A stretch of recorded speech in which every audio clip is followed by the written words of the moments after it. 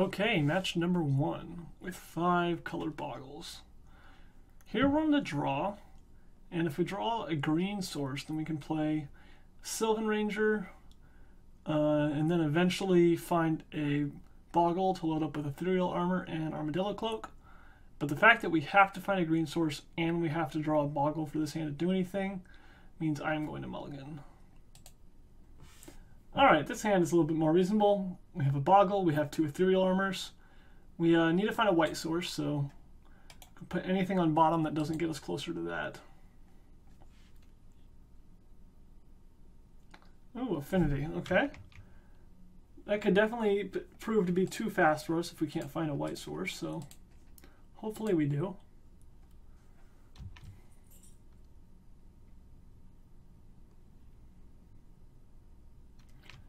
Here's the Carapace Forger. Alright, beautiful, a white source. There's only a single white source, unfortunately. So I could play Core Skyfisher and pick up the Crumbling Vestige again. I could play Journey to Nowhere. And I think Journey is what I'm going to do. The Carapace Forger hits a little bit too hard, along with the Mirror Enforcers from Affinity, but I just need to slow them down a little bit so I can win this race. I'm going to have to wait until I can find multiple white sources to be able to deploy both of these Ethereal Armors, and I won't be able to outrace at least until then. Alright. Nothing we can do this turn, so we'll just pass. This plant token can gain us 4 life by chump blocking. It could potentially gain us even more life by chump blocking an ATOG, or threatening to. But I think I'm just going to go ahead and cash it in for 4 life versus a Carapace Forger.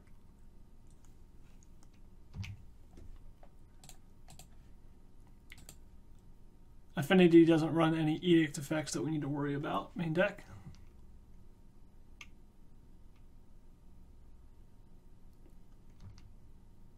Alright, they have some color fixing now if they need it.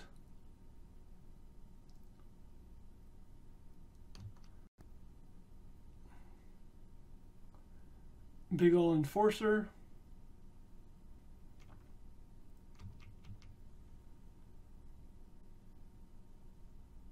And a Somber Hover Guard. Okay. Alright, we find a white source, which is good news.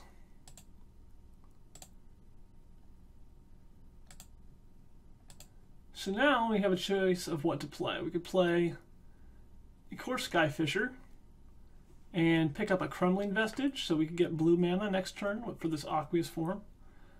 We're still only limited to being able to cast one of these Ethereal Armors next turn if we do that. The optimal play would be Ethereal Armor, Aqueous form. And we'd have a 7/7 unblockable, which would be great. Let's see, what else? We could just play 1 Ethereal Armor and not be able to attack. Actually, it'd be even bigger than a 7/7 because we played the Journey to Nowhere first, which will power up the Ethereal Armor. Alright, Core Skyfisher. And I think having that color of mana is important enough to us that we'll go ahead and do that. And we can pass a turn. Not picking up Sylvan Ranger because it can chump block if we leave it to die. Crumbling Vestige can get us blue mana, which Sylvan Ranger cannot since we don't have any basic islands in the deck. Our opponent casts Thoughtcast to go up to 3 cards in hand. Galvanic blasts our Core Skyfisher. And has a little bit of a late Springleaf Drone there. Alright, you're going to jump in front of that. Alright, so we do need this blue mana. We can also do 2 Ethereal Armors here, but I don't like that because it could leave this Aqueous form forever stranded in our hand. Whereas this way, next turn, we can at least play the other Ethereal Armor, even if we don't draw a specific color of mana, because we already have the planes. Gladecover Scout, that can chump block. I don't think that's quite good enough, though. Let's see how's the math for that.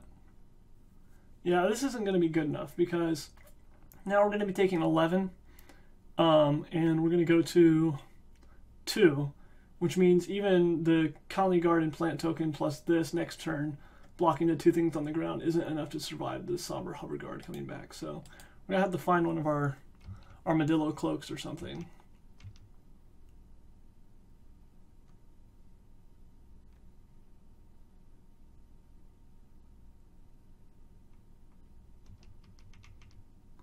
Hopefully no Galvanic Blast finishes us up this turn.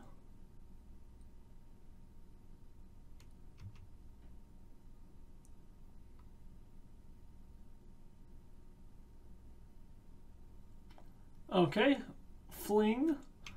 Flings a Carapace Forger at us. And we have to go to Sideboarding.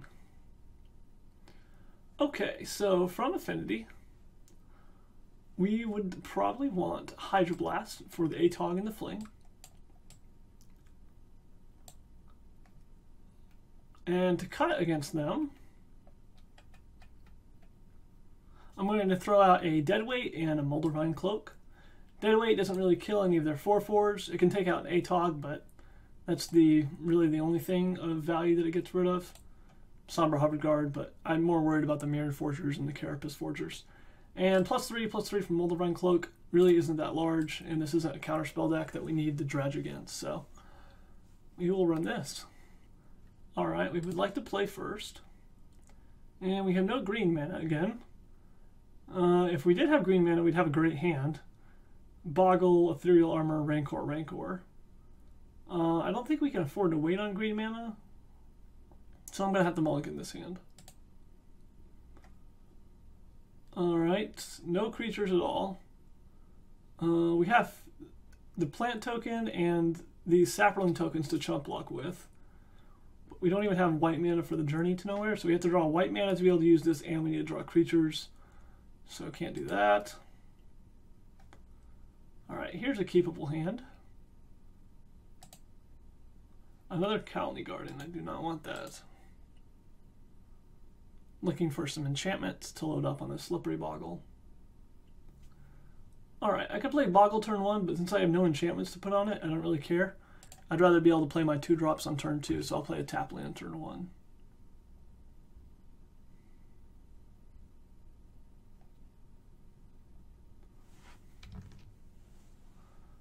Alright, Sylvan Ranger is going to go get us some plains for these core Skyfishers.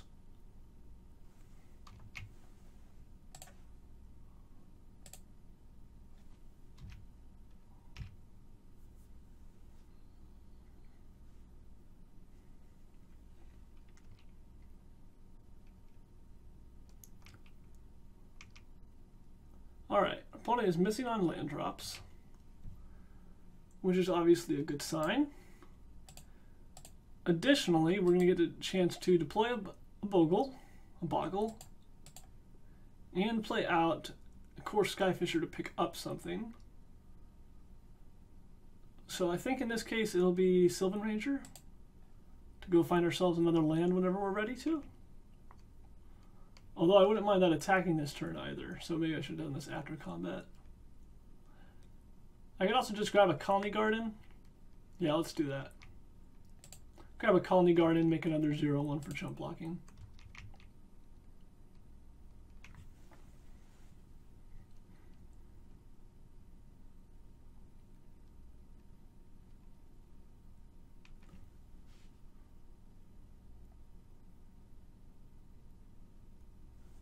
Alright, they're missing on land drops again. And we drew an Armadillo Cloak, so we're doing pretty great. Even if they have Electrickery in hand, they can't overload it right now. Which means our Slippery Boggle was able to survive until we put Favor of the Overbeing on it. Next turn it's going to be a 5/5, Flying, Vigilant, Trampling, Lifelinker, which should put away the game very quickly against an opponent who can't find lands. Alright, there we go. They conceded. And I think I actually forgot to attack with that core Skyfisher, but it made no difference, luckily. Alright, well, we have a sideboard Hydroblast, but our creatures are pretty bad. We have one Skyfisher, one Journey, some plant tokens, and nothing really to do with our primary game plan, which is assembling a bunch of auras on a Boggle. I think this hand is reasonable enough that I'm going to keep it. It's got my most important color is a mana, a removal spell, a decent-ish creature. So I think this can tussle. I don't really want to go down to 6. But I really do need to draw both a Boggle and an Aura for this hand to become good. Alright, another Journey. I don't hate that. I could get aggressive and play a Skyfisher here, but since they have Galvanic Blast in their deck, I don't feel a need to do that. I don't want to kill a plant or pick up a land, so.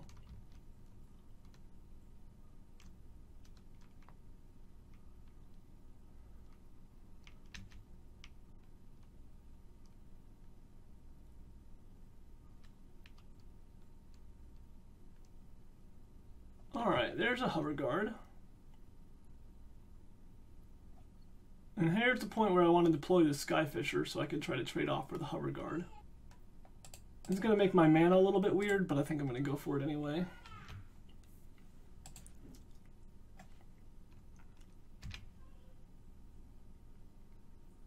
Okay, Springleaf Drum again. Not too scared of that.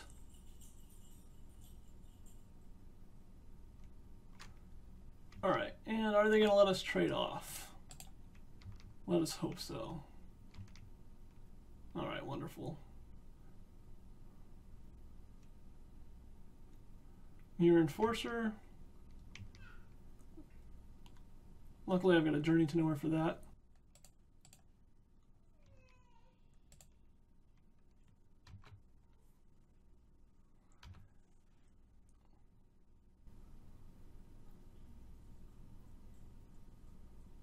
I'm going to go ahead and save these plants. I think they're worth more than 2 damage apiece. A Rancor. Well, this is actually interesting. I think I'm going to go ahead and Rancor one of these up. If they Electrickery in response, it means they're not being able to Electrickery one of my 1/1 Bogles, so I'm okay with that. Alright, there goes the Rancor. Not going to Journey the Frogmite. I'm going to wait for a 4/4 and Atelic to come out.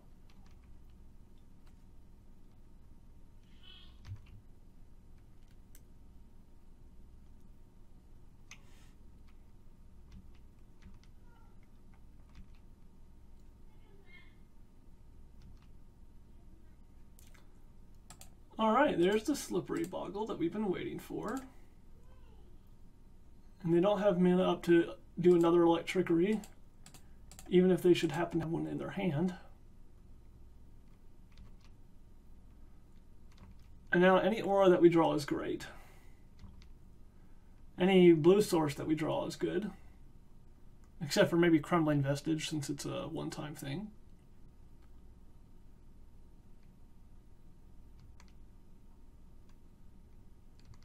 If all they do is equip here, I might Journey. Okay, that's not what they're going to do. I'm not sure they're thinking this through. They don't really play pump spells. They could have like a Mutagenic Growth or something to try to surprise me. Possibly out of the sideboard. Oh, they have Electrickery up now. Because they can tap the Germ token and the Great Furnace to overload Electrickery. So I'm not going to block here. No sense in taking that risk. If I was them, I would have waited for me to attack. Although, I guess there's no guarantee that I'm going to attack into a 2/2 and a 1/1 with my 3/3. Alright, well, Mutagenic Growth could still get me here.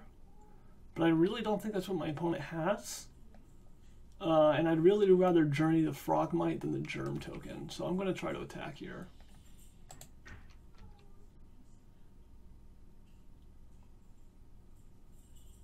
If it is Mutagenic Growth, I'm going to get very punished. Because I'm going to lose the Boggle and the Armadillo Cloak. And have to redraw both an Aura and a creature to put it on.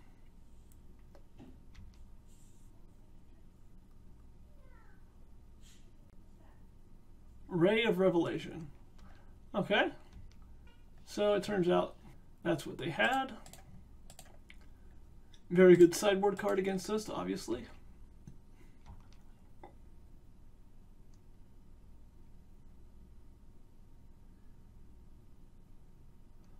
Alright, no creature for them there. We draw a Coarse Skyfisher. Well, we could use that to pick up a Journey, give them back a Frogmite in exchange for something else at a later point in time. Or we can just deploy it right now and make ourselves another planet token and try to start attacking. I think I like the second option a little bit more.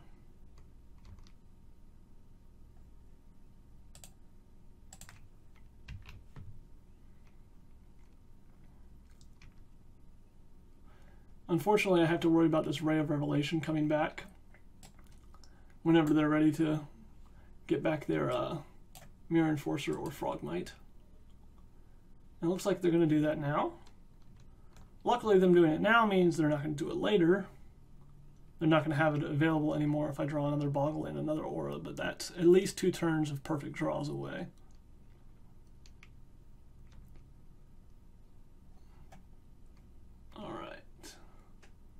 Going to start cashing in plant tokens.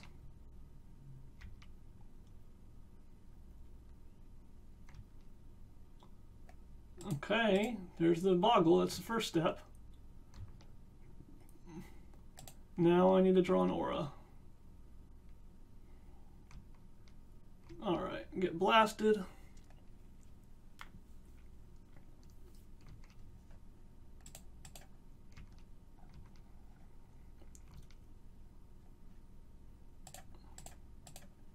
Abundant Growth means I get to draw again. And it's a forest. So I needed our opponent to have basically nothing, and I need to draw Armadillo Cloak into Ethereal Armor, into another Ethereal Armor, or something like that, to be able to win this race of a 1-1 versus a 5-5. Alright. Way too many lands.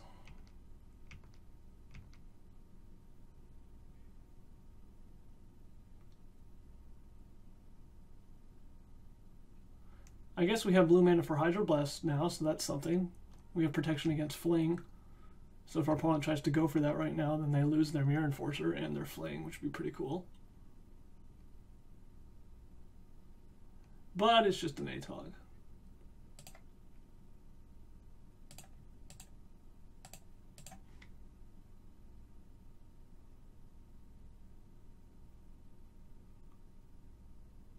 Now they have an opportunity to Fling while I'm tapped out of blue mana, if they have another one.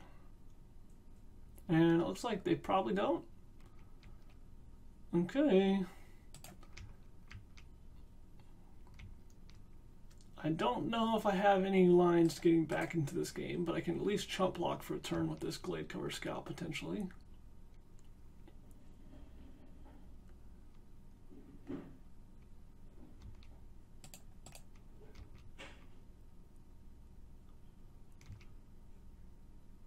Alright, come on, Armadillo Cloak. Abundant Growth. Come on, redraw. Ethereal Armor. Well, this is actually going to put me up to a 5/5 first strike. So I can actually beat the Mirror Enforcer in combat now. So that's something. Now if I draw Armadillo Cloak, I should be good to go. As long as our opponent can't do anything tricky this turn. Heliod's Pilgrim would also be a fine draw, because it means I can play the Armadillo Cloak. Oh, I forgot about the Flayer. Yeah, they can kill us in 1 turn in the air. Oh, Fling. Definitely Fling. Beautiful. But they were smart, and they flung the Enforcer instead of the Hover Guard. Which means that even though I'm going to get to counter this, I'm still dead to the Somber Hover Guard if I can't find an answer. Do they have another Fling? Oh my goodness. All the Flings. Okay, well, we lost that match. Let's see what we would have drawn. I don't do this very often, but... Abundant Growth into Forest. Yeah, we didn't have anything on our top of our library. Still, if we somehow did, then it could have been an interesting match. But as it was, we could not gain any life in time. Alright, on to match 2.